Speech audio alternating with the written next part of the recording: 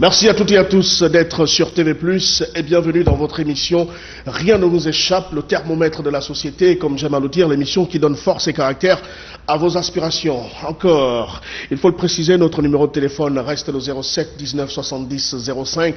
On va se permettre de dire que généralement, lorsque le maçon est mauvais, il accuse le gravier, le sable, le plus souvent le parpaing et même parfois l'architecte. Restez bien sur TV+, c'est votre émission qui commence. En première partie de ce programme, comme vous le savez, mesdames et messieurs, nous ferons place à la rubrique Scoop. Et aujourd'hui, nous parlons de la société civile. Et justement, pour en savoir un peu plus sur ce plateau, nous nous ferons l'honneur et le privilège de recevoir Maître Paulette Oyanonda, avocate, député PDG et membre de Ça suffit comme ça.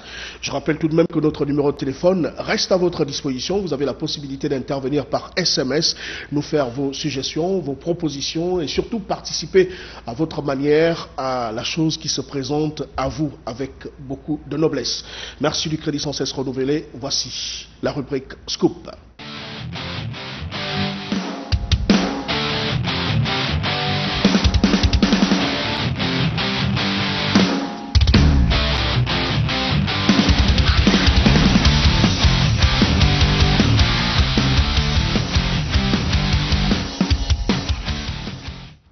Vous êtes bien sur TV+, la rubrique Scoop installée, vous également. Et comme je le disais au sommaire de cette émission, nous parlons de la société civile. Pour quel rôle?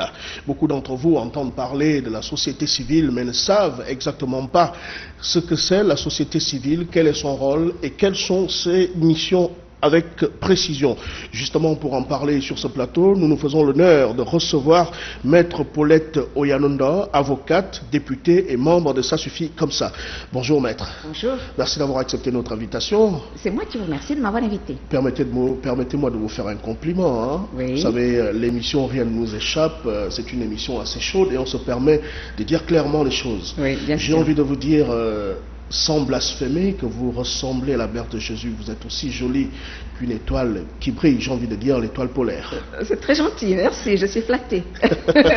Alors, vous êtes Maître Paulette Oyanonda, avocate, députée PDG et membre de Ça suffit comme ça. Alors, rapidement, je vous poserai la question que tous les Gabonais se permettront de vous poser. Oui. Comment se fait-il que vous soyez encore député PDG quand on sait que vous avez eu...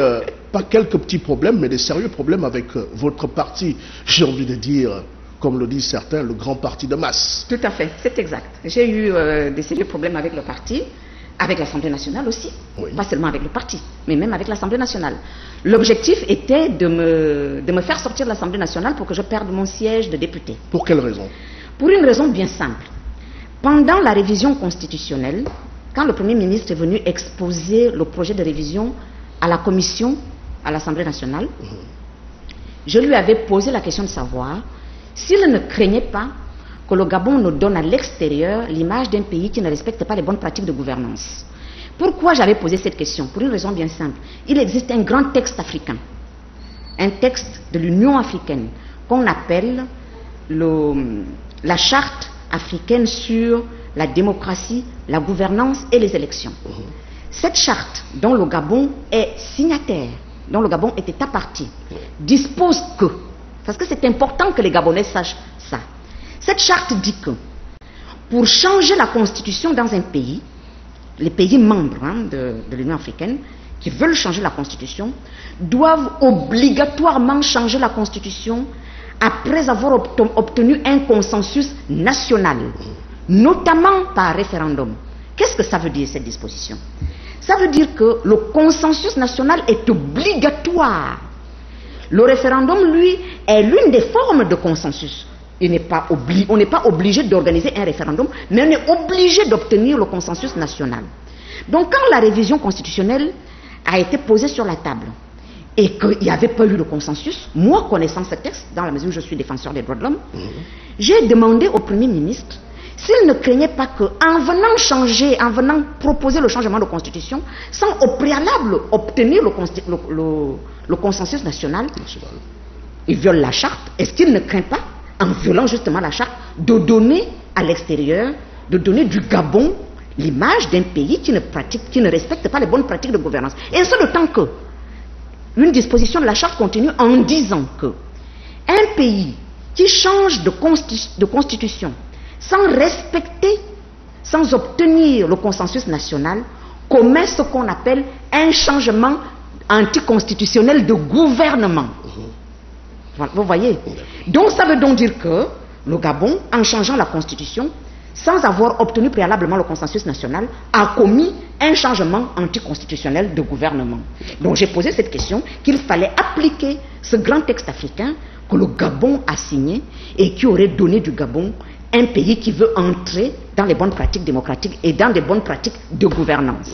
Eh bien, c'est cette question que j'avais posée au Premier ministre pendant les travaux en commission qui m'a valu le fait qu'on veuille m'exclure de l'Assemblée nationale. Pas seulement du parti, à la limite exclure du parti, bon, ça, mais à l'Assemblée nationale. Alors, j'ai été convoqué devant le conseil de discipline où, connaissant comment les choses se passent, j'avais pris mes précautions, je me suis présenté avec un défenseur des droits de l'homme, avec un avocat, et figurez-vous qu'à l'Assemblée nationale, le président Mara dit carrément qu'un avocat n'a pas à venir à l'Assemblée nationale alors que c'est la maison du peuple. Or, un avocat a juridiction absolument partout. Ça, c'est ce que les Gabonais doivent savoir. À partir du moment où vos droits sont mis en danger, à partir du moment où vous risquez quelque chose pour vos droits, une petite atteinte, même la plus petite, vous devez vous présenter avec un avocat. Et les avocats ont juridiction de défendre des individus dès que leurs droits sont simplement menacés. Et moi, évidemment, je suis avocate dans le sigil, je le sais. Alors, je me suis présentée avec un avocat et on a dit qu'on ne pouvait pas prendre d'avocat, etc. Et, sachant comment les choses allaient tourner, parce que je connais comment les choses fonctionnent, j'ai immédiatement saisi l'union interparlementaire. Alors, il faut bien comprendre une chose. C'est quoi l'union interparlementaire? Peut-être que les gens entendent parler. L'union interparlementaire, c'est une espèce d'assemblée nationale, c'est le parlement universel. Chaque grande communauté a un parlement. L'ONU est la communauté universelle d'espace démocratique, d'espace de règlement des conflits pacifiques. C'est ça l'ONU, c'est sa vocation. Et cet espace qui est universel a une assemblée nationale, une sorte de parlement. Même pas une sorte de parlement, c'est un parlement, mais qui a vocation à être universel, qu'on appelle l'Union interparlementaire. Vous avez l'Union africaine, qui est un espace de règlement des conflits pacifiques, mais pour l'Afrique. Lui aussi, l'Union africaine, elle aussi, a un parlement, qu'on appelle le Parlement panafricain. Et par espace de règlement pacifique des conflits, donc par espace communautaire, vous avez un parlement. Donc la CEMAC, par exemple, a un parlement. La CEAC va avoir un parlement qui est en voie de constitution. Et c'est valable aussi pour les espaces en Afrique de l'Ouest, en Afrique australe, en Amérique latine, etc. Donc il y a des parlements par espace communautaire. Et donc le Parlement universel, qui concerne tous les parlementaires du monde, c'est l'Union interparlementaire. Et à l'Union interparlementaire existe un organe qu'on appelle le Comité des droits de l'homme des parlementaires. Donc quand un parlementaire a ces droits de l'homme qui vont être violés, il saisit l'Union interparlementaire, qui saisit le Comité des droits de l'homme des parlementaires, et on règle le problème. Ce que vous avez eu à faire. C'est exactement ce que j'ai fait. Et ce qui fait que vous restez toujours député. Oui, je reste député. Pourquoi? Parce que nous avons... c'est important que les Gabonais sachent tout ça. Parce que nous avons une constitution qui comporte des dispositions anticonstitutionnelles.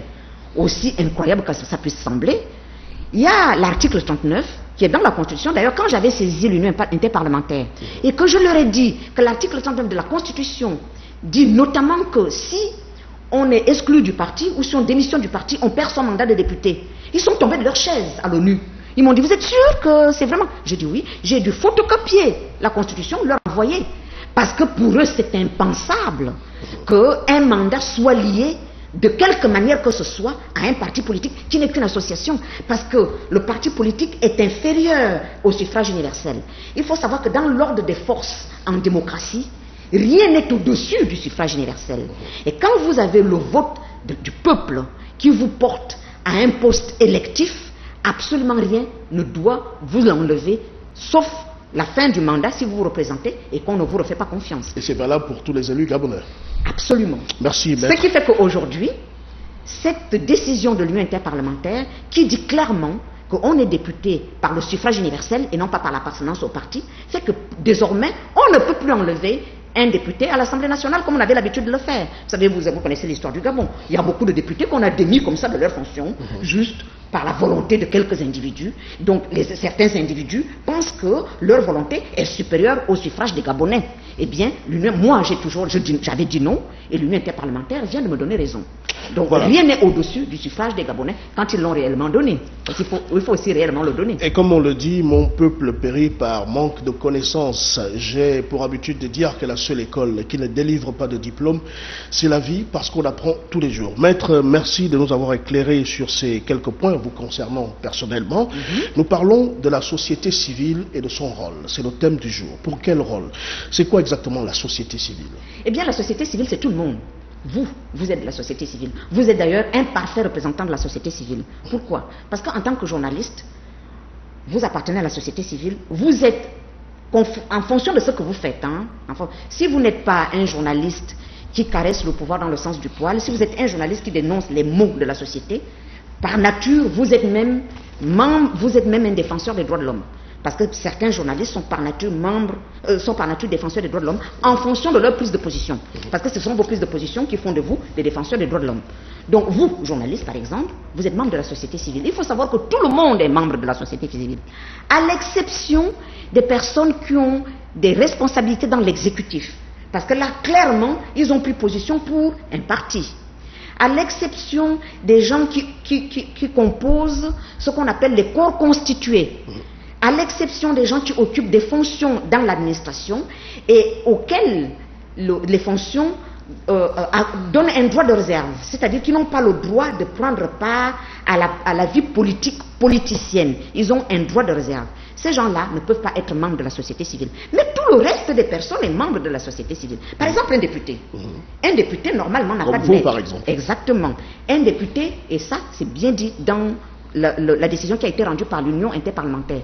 Un député n'a pour seul maître que sa conscience. Parce qu'un député est le représentant par excellence de la nation. C'est lui qui doit porter les aspirations de la nation. Pourquoi? Parce qu'il contrôle l'exécutif. Vous savez que dans les mécanismes de la démocratie, le rôle majeur, c'est de contrôler l'action de l'exécutif. Donc vous, le peuple, vous donnez mandat aux gens pour gérer à votre place les biens nationaux, la richesse nationale. La principale chose à faire, c'est de leur demander, mais où est-ce que vous en êtes avec le mandat qu'on vous a donné? Comment gérez-vous nos vies? C'est le contrôle de l'exécutif qui passe donc par des mécanismes institutionnels et qui donne aux députés ce rôle fondamental de contrôler l'exécutif. Donc normalement, le député, le Parlement, l'Assemblée nationale n'est pas là pour être au service de l'exécutif, mais pour le contrôler et le sanctionner. D'accord. Alors, de manière particulière et plus explicite, qu'est-ce qui donne droit à la société civile de prendre part au débat politique? Absolument tout. La Déclaration universelle des droits de l'homme, le Pacte international relatif aux droits civils et politiques. Que disent ces grands textes? La Charte africaine des droits de l'homme et des peuples. Dans tous ces grands textes fondateurs des droits de l'homme, il est clairement dit que toute personne, je dis bien toute personne, a le droit de prendre part à la vie publique de son pays. À partir de ce moment-là, vous prenez part à la vie publique de votre pays. Pas besoin d'être élu. Il y a des grands exemples dans le monde, des gens qui ont pris part à la vie publique de leur pays, qui ont même changé le cours de l'humanité. Prenons un homme comme Victor Hugo. Victor Hugo était écrivain. Ça ne l'a pas empêché de se lever pour la République. Il y a consacré 11 ans de sa vie pour une idée de la République. Il a combattu Napoléon III. Aujourd'hui, Victor Hugo est au Panthéon. Qui se rappelle de Napoléon III? Absolument personne. Victor Hugo n'appartenait pas à un parti. Il a pris position, il était contre l'oppression, il était contre l'exploitation, il était contre tous les motifs minés au 19e siècle, son siècle à lui. Il les a combattus et personne ne lui a dit, Victor Hugo, tu n'as pas le droit de parler. Au contraire, la France est plutôt fière parce que souvent, les droits de l'homiste, les gens qui sont